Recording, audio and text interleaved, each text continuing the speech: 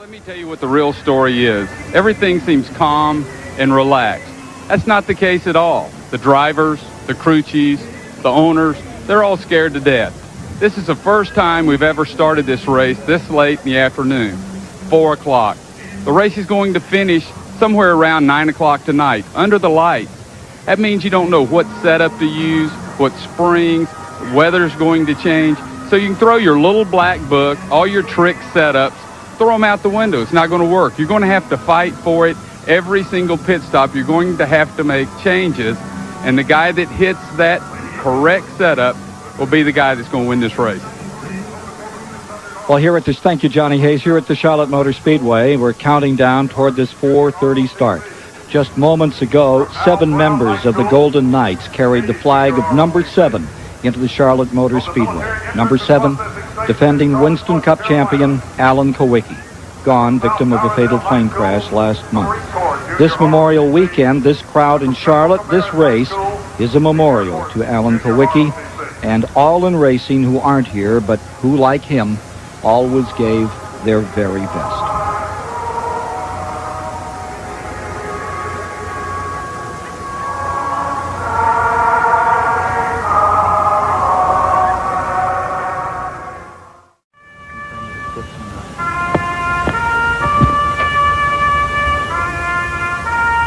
On this Memorial weekend, taps are now being played at the Charlotte Motor Speedway. Shortly, the national anthem, and then the final countdown to the 600.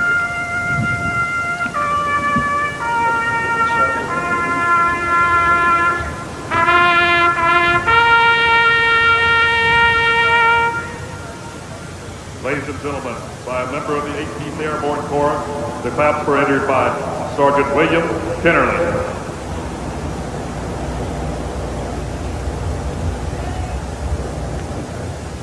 And now, please remain standing as Tex Brooks and Ronnie Dunn sing our national anthem.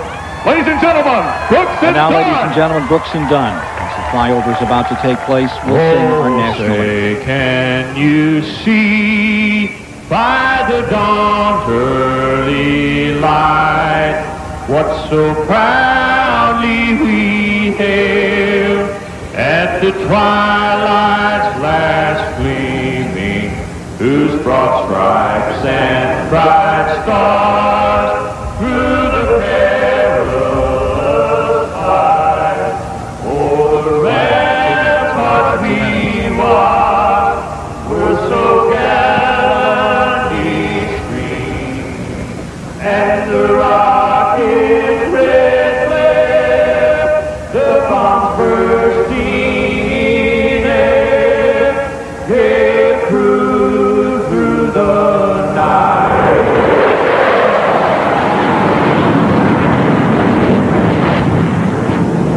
Praise us that star-spangled banner yet wave, o'er the land of the free and the home of the brave.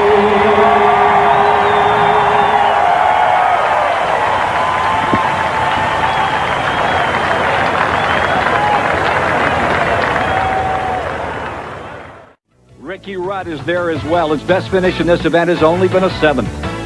Row 11 is Jeff Gordon, the outstanding 21-year-old rookie from Pittsburgh, Indiana. And Phil Parsons, 38-year-old Schrader, leading out here for Rick Hendrick.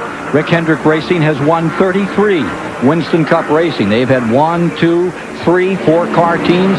This year it's a trio of cars, and for the moment it's Schrader continuing to dominate as they'll come around to complete 25 laps this time.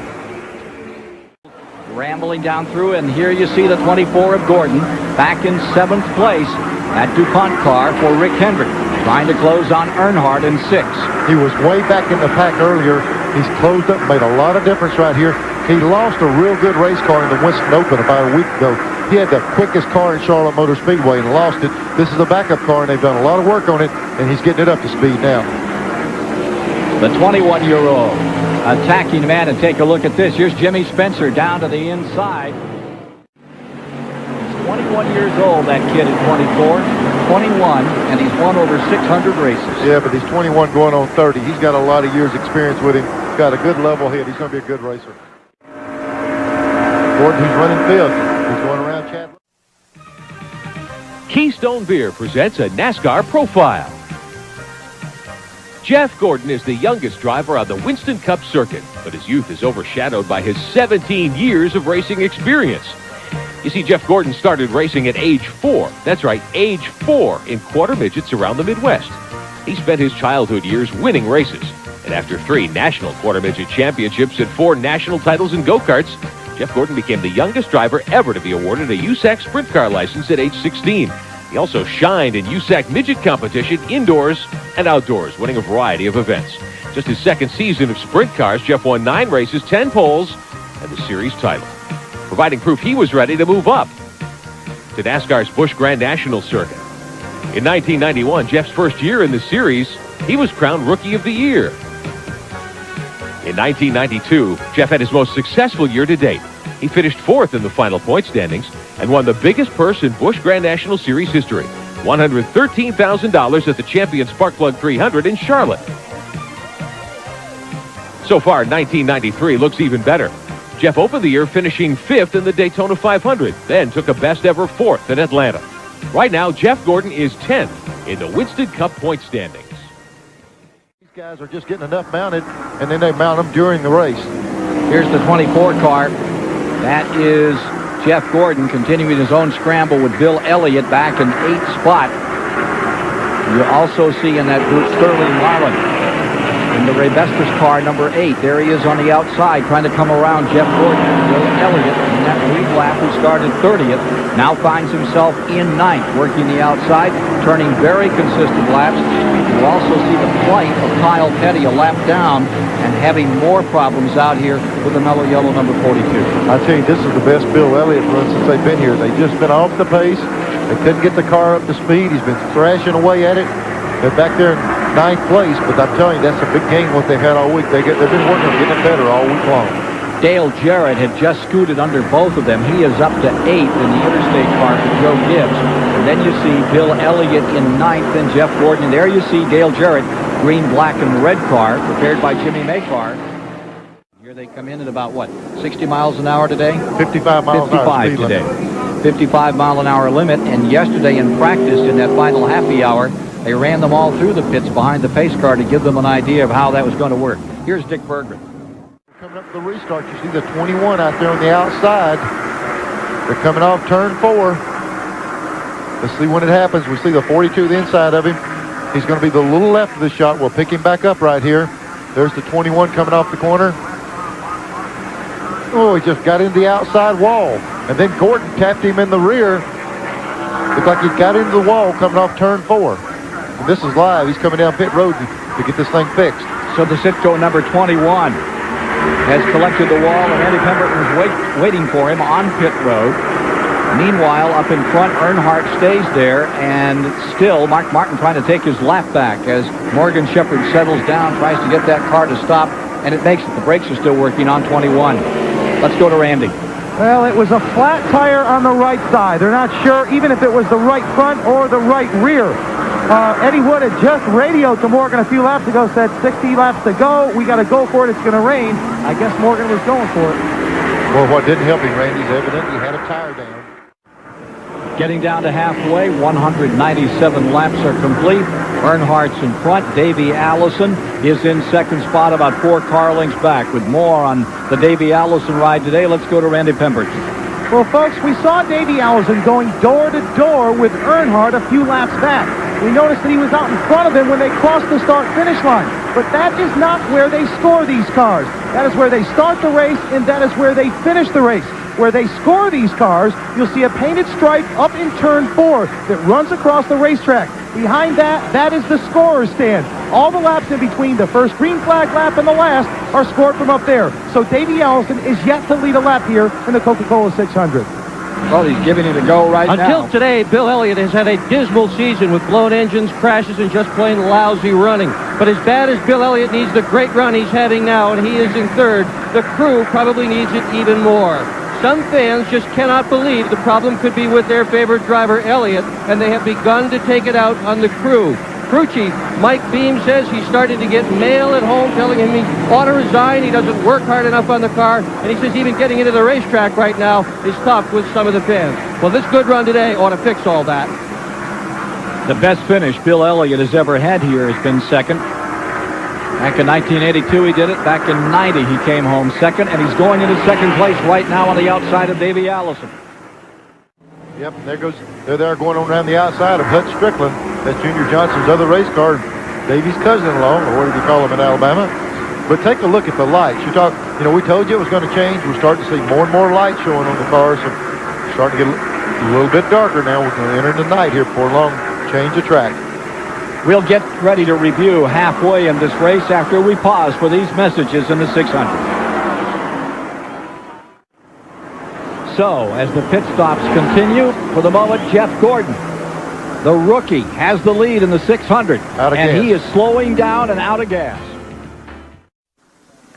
Fifth caution of the day came at an inopportune time for some. And, of course, that always means there's an opportunity to really pick some time up for others, as Rusty Wallace had trouble up in turn number 2. Let's take a look as he's running here beside Bill Elliott. Boy, the back end just came out from under the 2-car. Rusty was trying to drive under Bill, and the back end broke loose. He's headed down toward that inside wall. Got it locked down, but he's going to get into that inside wall. Give it a smack right here. Yeah, cave the front of the car in a little bit. But the worst thing that happened here is Rusty, when he just pitted and got tires, and he thought he was on new rubber, thought he was in good shape. It just broke loose trying to get up under Bill. So now they're trying to repair right front on car number 2. You can see the Buddy Parrott crew down there working on it. Now let's talk about the 24 for a moment. Jeff Gordon, as you recall, as we were leaving you, he was coming by as the leader, and you could see the car burp and run out of fuel. Then it got a surge, and it carried it around, but it may have cost him a lap. Yeah, let me tell you what happens in a case like this. One of the worst things that happens in the scoring division, okay, 18 cars stayed out.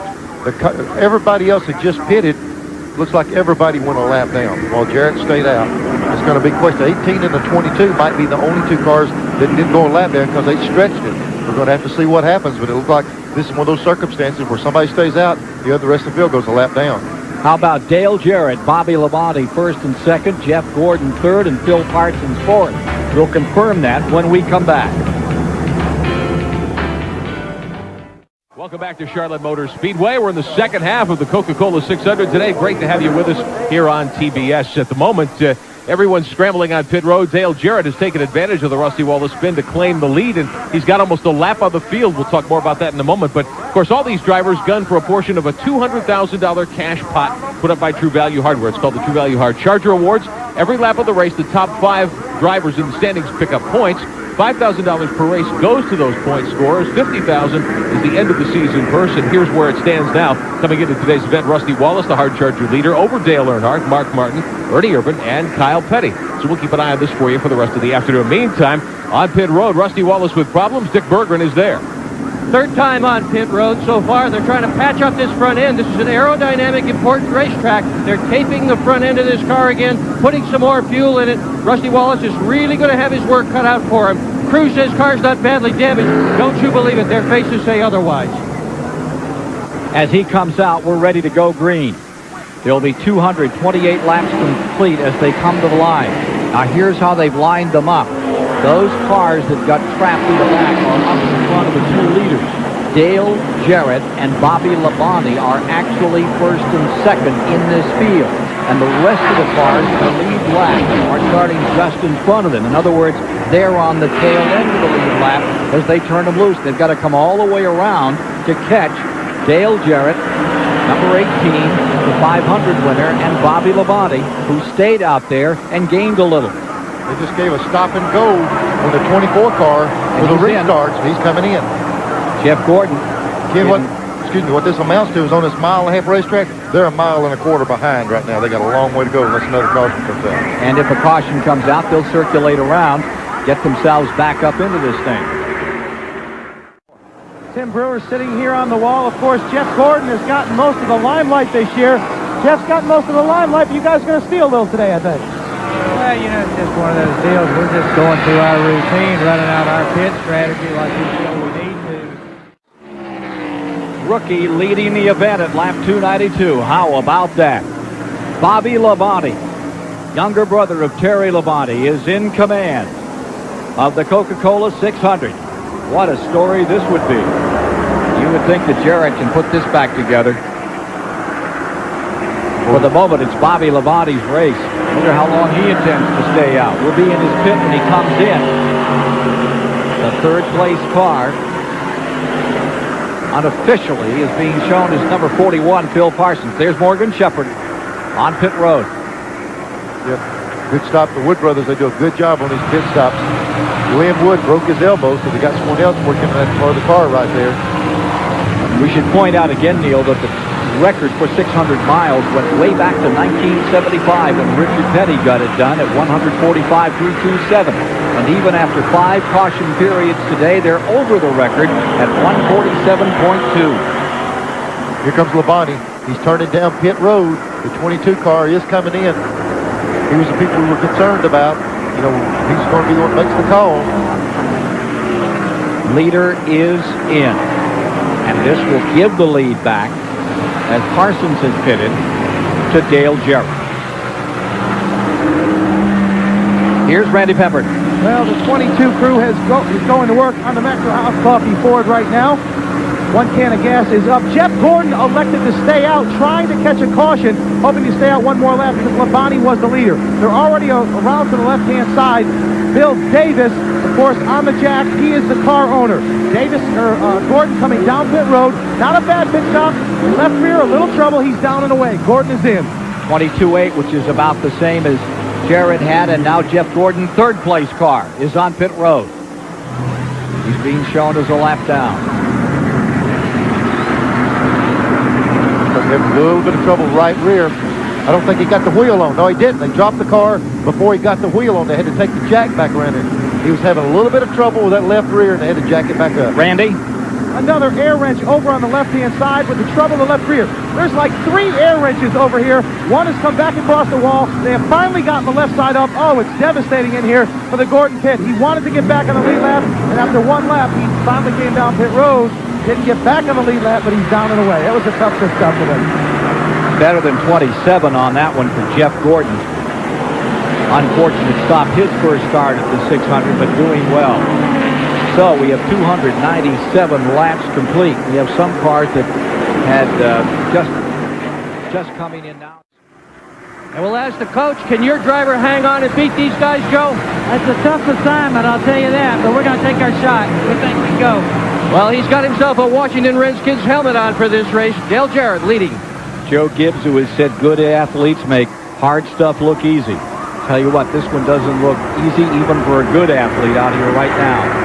Look at this battle for 4. 4 car of Ernie Irvin trying to get around Bill Elliott. Elliott and the 4 have been going at it lap after lap. Elliott back in 5th. Labonte just in front of them in 3rd. And Parsons. Phil Parsons back in 10th in that 41. Really impressed with what Phil has done here in this race. Ran good all day long. They got behind early, but he's been running good as the day went on. Here comes Ernie Irvin, closing down on the car number 22. The rookie in his first 600, Bobby Labonte. Irvin to the inside. Labonte fades a bit high in the Maxwell House car, and the Kodak machine down on the bottom. The Morgan McClure, car number 4 of Ernie Irvin, going for 3rd. Bobby Labonte matches him all the way down into the corner. Meanwhile, up in front, Jarrett is being challenged, and it's Schrader going into the lead. Schrader, the man who set on the pole with a new record of 177 miles an hour, goes back into first place with 342 laps complete as they come by this time. Caution is on as Rusty Wallace has tagged the wall up here in turn 4. Remember that earlier today he had some problems, and Rusty Wallace in big trouble running 3 laps down. Has brought out another caution. This will bring the field all back together, Neil. Yeah, the 3 car and the 12 car. Spencer and Earnhardt got that lap back by battling out front along with the 24 car. He was in front of the leaders. look at this battle for third. 21-year-old Jeff Gordon going wheel to wheel with Ernie Irvin. Lap 362, 400. Boy, something you got to think about. Irvin did not stop and put tires on that last stop. The rest of these guys put new tires on. They might have just a little bit of an edge right now. Rolling up is Dale Jarrett in the number 18. He's in Dale Jarrett in the, here comes the 24 back another time. Gordon and Irvin still wheel to wheel in the back straightaway. Dale Jarrett has moved around Bill Elliott and taken fifth. Elliott falls to sixth. Spencer is in seventh. Bobby Labonte in eighth. Boy, they touched real hard right there. They got together pretty hard coming in that little dog leg section on the front straightaway. Got them straightened back out. Irvin's caught on that outside. It's going to enable Jarrett and the green 18 to move right up on the inside of him. Let's meet that 21-year-old who came home in second place tonight, Jeff Gordon. Well, Jeff Gordon over here talking with the media. Jeff, there it goes, 600 miles. Wasn't so bad, was it? No, not bad at all. I tell you, when you got a car working as well as mine was today and you're in the hunt all day long, we had to come from behind. I missed a pit one time. We had a bad pit stop, but we gained our lap back, finished second. You know, I mean, anytime you run second to Dale Earnhardt, that's great. And Hendrick Motorsports had a second and a third, or I think Kenny ended up third. So we're real happy with this DuPont Chevrolet. Anything at all you could have done with a car? I heard over the radio you and Kenny's car both a little tight towards the end. Did you pick up a little thing, put it in your notebook for later on? Well, the tighter the car got, the more patient I had to be. I had to slow my pace down and just ease it into the corner and get it turned and go. And, you know, every pit stop I said, guys, can we loosen it up? Can we loosen it up? And they were loosening it up for me. It's just the track kept getting tighter and tighter. So we've learned a lot. When we come back here in October, we're going to have something for them. Great run tonight, Jeff. Dick Berggren is standing by in victory lane with the winning car owner. Well, that was certainly the case last Saturday night when he won the Winston once again for the third time. Dale Earnhardt victorious. And let me tell you something. Richard Petty had the record for years and years and years here at 145.3. And that was back in 1975. Earnhardt set the new record. Guess what it was? 4/10. Picked up 1/10. Just pick away a little at a time. Yep. All you need to do. It was just enough so it'll go in the record book as Earnhardt's for 1993. Out as we take a look at the complete unofficial rundown, the new record stands at 145.4. The old record 145.3 by Petty back in 1975. Take a look at some of these folks who gave it their all. Lake Speed ended up 27th, who gave that Purex car such a great ride in the early going and broke the rear end. Rick Wilson with the Petty car that spun coming out of turn 4. Joe Ruttman certainly gave it a great run. Derek Cope, he stepped in, drove for Musgrave tonight after he became sick in the cockpit. And there's the rest of the story of this race.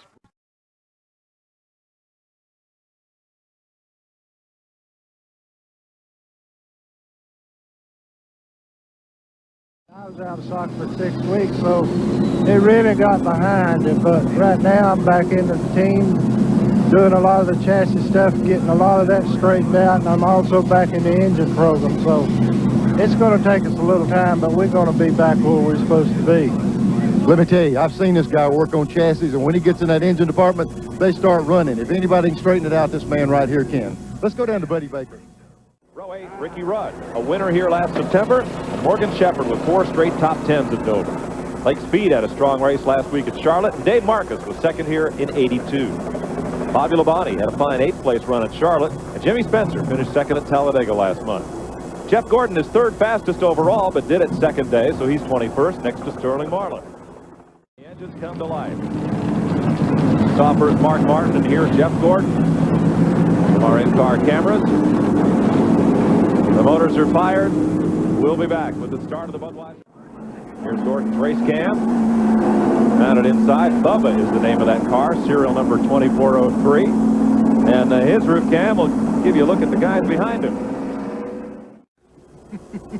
Well, Mike Beam and the crew looking over Bill Elliott's Budweiser Ford Thunderbird. What they're doing on the right side of the car is they're going to reset the toe in. Obviously, the wheels were knocked out of line, at least on the front end.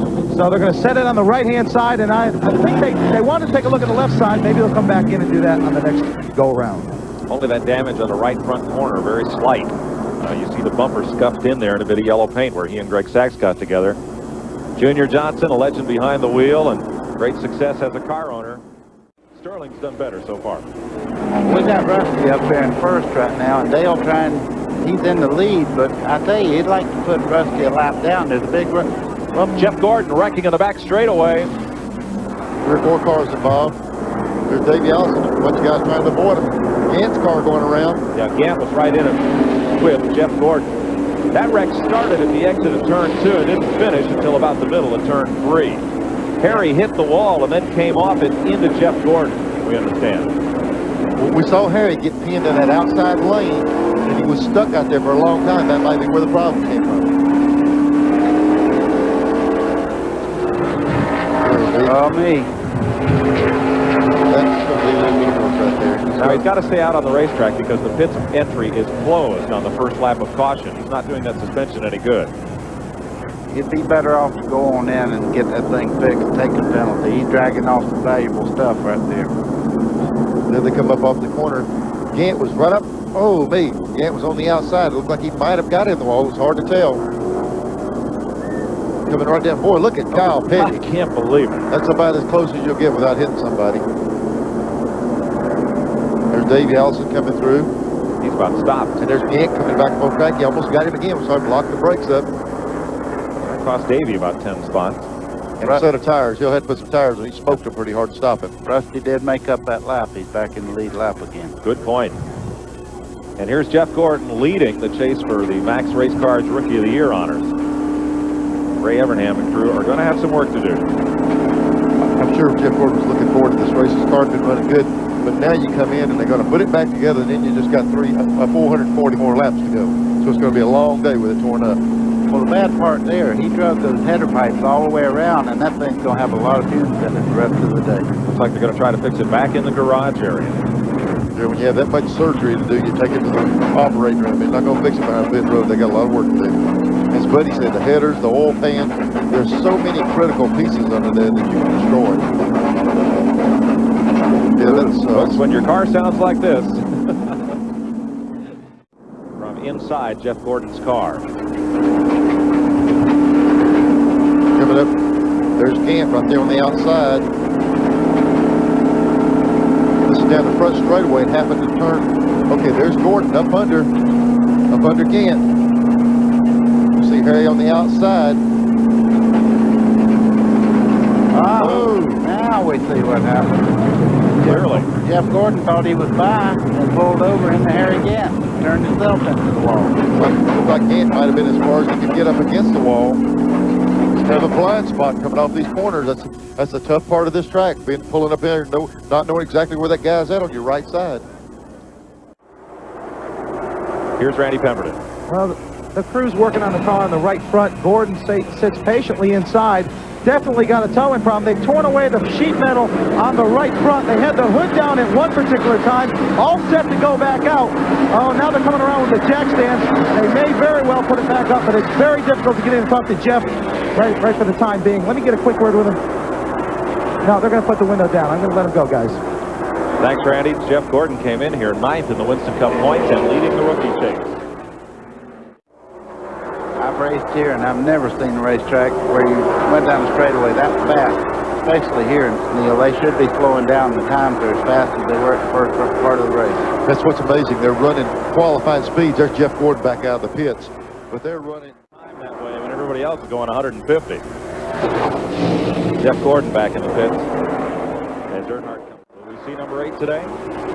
Jimmy Spencer, the 5th place car, makes a pit stop. The Bobby Allison Meineke Mufflers Tic Tac Ford. And he couldn't get stopped for the inside wall because you'll see it looked like he tore the front brakes out of it. The car's rolling down there. The front wheels won't lock. Wow, he hit that outside wall so hard all 4 wheels come off the ground. That is a lick. You wouldn't know that car was even touching the ground. Ricky is okay. This is one of those places when you spin out, it feels like it picks up 50 miles an hour. Looked like it did.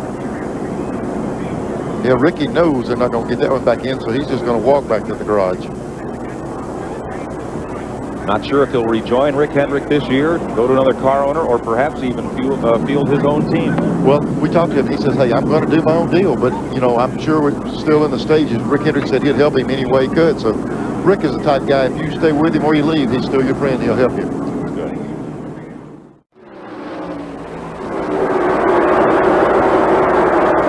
Labonte's gang, saw them at dinner Friday night. They were fired up after the 8th place finish at Charlotte. And they said, we think we got something here for him at Dover. He led a bit of this race, running top 10 right now. You know, talking about Bobby Labonte, this race was Rookie of the Year. Everybody thought Jeff Gordon was just going to run away with it. This thing's tightening up now because this kid's coming along really fast here. We're going to talk to Jeff Gordon, who is in 29th position after spending some time in the garage. Buddy, go ahead. Hello, Jeff. Yeah. This is Buddy Baker up here for TNN. I know you're having a struggle all day, but you're staying in there. How's that car doing? We seen you shaking your hands a while ago on the camera in here. Oh, you know, it's just a real frustrating thing. I mean, we had such a good car, and for me to make a small mistake like I did cost us a whole lot. We had a good car, and I thought I got by Harry in the middle, turn 1 to 2, and he got back to the outside of me. I didn't know he was there. I turned right into him, and you know, it's cost us a lot, but I'm just hanging on to this thing and just going to try to be here all day. Okay, man. Good luck to you, and stay in there and get those points, okay? 10-4, thanks, buddy. Boy, look at Rusty, like Buddy's talking about here. Getting after him now. I think Rusty... Trouble back straightaway. Mark Martin lost it, saved it. Jimmy Hensley goes around. And doesn't touch a thing. Boy, that was some great driving by Rick Wilson there. I think Bobby Labonte behind him, though, did get into the wall. Yeah, that is Labonte, Mike. Oh, right. no. It's the yellow car. Jimmy Spencer got a piece of it, and Dick Trickle. This is after it started. There you see Mark Martin. See him get loose there? Yeah, saved it. He got loose. Rear end twitched out on the car. He had to get out of the gas a little bit, but the chain reaction to the rear is what the problem was. Spencer turned it around. The 22 is going to enter in here somewhere. I think he was slowing and got in the outside. Well, there goes Spencer by on the inside wall. You see Rick Wilson go through that little opening there. There's Trickle up there against, no, that's the 22 against the wall. Trickle hit everything on the bottom. Let's see. This was a pass for the lead. Oh, Bobby Labonte. It looks like he got tipped there into the fence. Watch Rick Wilson right here. He's headed directly to the door on the 7 car. He makes a tremendous save right here. Look at all of them in the bottom there gouging around. That's Dick Trickle in the middle of that sandwich. Oh, is that the, look like Bill Parsons right on the bottom, man. It's hard to tell. Bobby Hillen. Bobby Hillen, I'm sorry. Hillen. From the backstretch. Wow, that tells you there's nowhere to go sometimes. Look at Dale Jarrett there with the wheels locked up. Jeff Gordon up against the back of Bill Elliott. Yep. Gordon didn't have a front end. He's looking for a little guidance there. Yeah, right. Welcome back to Dover Downs. Here's your top 10. Earnhardt, Martin, Wallace, Jarrett, and Schrader, the top 5. They, along with Davey Allison and Rick Master, on the lead lap. Walter Wilson and Gant among those 1 lap down. Dale Earnhardt has opened up a 2-second lead on Mark Martin.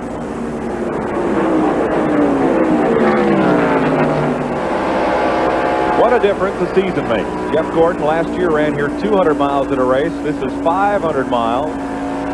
As you're on board with Gordon, who spent some time in the garage. Wow, he's wearing that headrest out. Look at that helmet against there. Look at it flex. And he got his shoulder propped up there on a deal. And I see his water, where he gets his water, the plastic tube under his right elbow. He don't even have that over his arm. He don't need the extra weight. I tell you what, you know, tough on him, buddy. You know, the car's been wrecked pretty bad. You know yourself how much harder it is to drive. But at the first of this race, that helmet was not even touching that headrest. When one of these things are ill driving, it'll put you to working. Well, you know yourself, when you're racing for the lead, it's not nearly as hard as when you're just surviving like he is right now. You know, some reason I walked up in the garage and I saw... Uh-oh, we got a spin. There goes Walter up in the third car. Oh, man, he hit hard. Hit the driver's side really hard. Couldn't tell, but did you see what brought up, buddy? Had right down the corner. I've seen it, but I want to see it on replay again. I don't want to say anything until I see it. 13th caution of the day. And Darrell Waltrip was running in the 8th position, 1 lap down. Oh, he's moving around. That's a good sign. Yeah, it's really a good sign. But let me tell you, when you slap that driver's side against this wall, that's You can get your head out that window and get into the wall if you're not careful. Neil, a long time ago, we had metal nets up on that left side, and they've gone to this nylon. It's still something everybody makes now. And I tell you what, that saved a lot of drivers, because I guarantee you his head would have smacked that wall if he hadn't had that inside the car. No way to explain to anyone if you buckle down that car, but it'll stretch out that window if the sun doesn't restrain it. Pit road is closed, and had a call on our 800 line. The reason we do that, we'll get to that in a second. Let's show the replay. That's after the fact there. I don't know. He's already sideways sliding up the track. So I get that driver's door right into the track, into the wall. Car owner's not going to be too happy. No, driver's probably pretty upset. One thing you can always do, though, you know, you always say that car is torn up. We can build another car. There's just one Darrell Waltrip, and I'm glad to see him moving around right now. Well, some of these guys really be glad to see this caution flag. You hate to see someone have a problem, but he's Walter not walking out on happy with pit road. I'm gonna try to. That or he's walking up the track looking for pieces. No, I don't think. I think he's kind of concerned with the drivers. Let's have another look at Darrell Waltrip's incident at turn 3 from Jeff Gordon's car. Here's Jeff Gordon going down the corner. Little contact there. Yeah, Walter was trying to go around the outside of Jeff Gordon. They got together right there, entering the corner. You can tell Darrell was a little hot with someone, didn't know sure what was going on.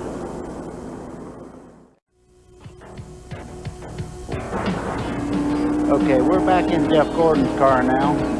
He's just kind of scrubbing the tires back and forth. We have a replay that we're going to show the accident just a few minutes ago that this is real time here. What happens is the outside car kind of times the pass. You see him come back down right here. Now this is when they have contact. Jeff Gordon's got the left front right on the white line, so he really didn't go in this. It was a timing deal where the 17 car thought he was by, he turned down, and that's what got this thing going. Because Gordon's car was going slow, he might have thought he had already cleared him. Let's find out from Glenn. Well, here's the man who perhaps had the best seat to see exactly what happened. He's not very happy. Darrell, tell us what happened in your point of view. Well, I recall a certain young man that's a rookie blasted my brother somewhere back down the road for spinning him out when he was several laps down. Wouldn't get out of his way, and looks like he didn't learn much from that lesson. I was just passing the 24 car on the outside, and he didn't show me a lot of respect. He raced me down in the corner and hit me. That's about what it amounts to. You had an awfully good car and a good run going. We would have probably finally got our lap back. I think we could have. We were a little better along when we ran. We were getting excellent gas mileage, and Barry and all the guys in the pits, Malou, the motor was good, and the Western Auto crew was doing a great job. And it's just a shame when young people don't have enough respect for the people that are racing. Well, from me and all the rest of the crew, you took an awfully hard hit. We're really glad to see you're okay. Better luck next week. Yeah, it was pretty hard. Of course, we were all young ones. Kenny Schrader just ahead of Rick Mast. Here's Glenn. Again, you've hung in there all day, but looks like you got maybe a bad set of tires. The car a little loose? Yeah, I wouldn't call it bad. I think we made some decisions here. We've got him a little too loose right here when it counts. Well, in this business, you roll the dice. Sometimes you win, sometimes you lose. Sometimes you eat the bear, and sometimes... I test with Ken some with that car, and I tell you what, he's quite a treat. Hello, mate. How's the car doing? Second place changes hands. You see Morgan move up. And Dale Jarrett goes to second. Mark Martin to third, and Davey Allison. Right on him. Right up against Mark Martin.